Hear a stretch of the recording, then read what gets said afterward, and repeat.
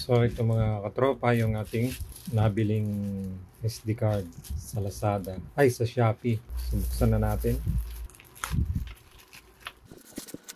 Balot na balot. Check natin. Sana ay okay.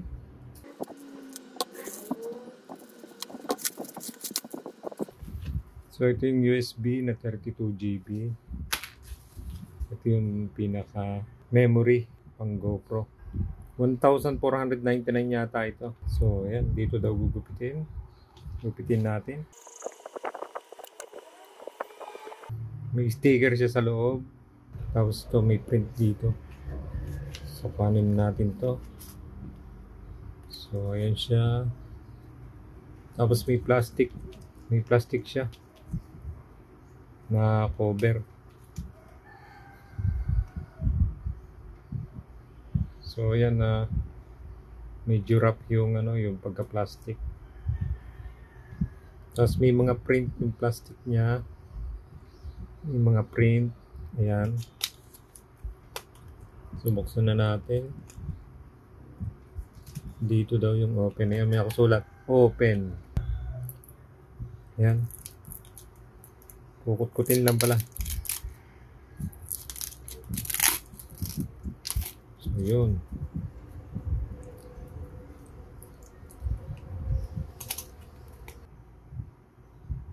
May nakasulat siya yun. 256GB. U3, A2, B30. SanDisk Extreme Pro. Okay. Salang natin dito sa GoPro natin. Sana okay. Sana ay walang issue. Medyo mahal din kasi. Okay. Tapos lagyan natin ng battery. Telesin. Okay. Check.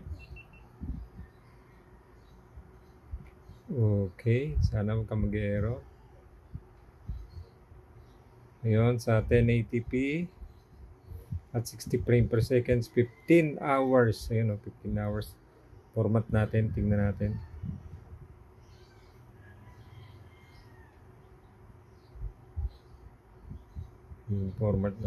Format natin yung memory card.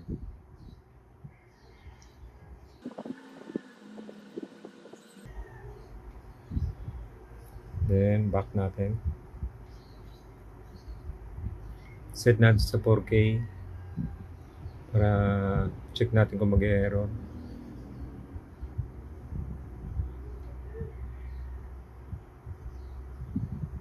Okay. 4K at 60 frame. Let's back natin. Yan, 4K at 60 frame. Sa 4K ay 8 hours lang siya. So press natin yung start. So may update ko kayo mga katropa kung okay itong nabili natin na SD card. Sana hindi mag-error.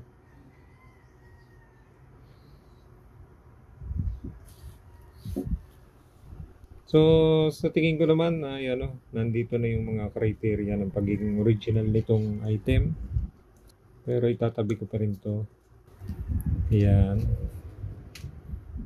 Para just in case na may mangyari, maisoli agad natin. So, testing ko muna ngayon.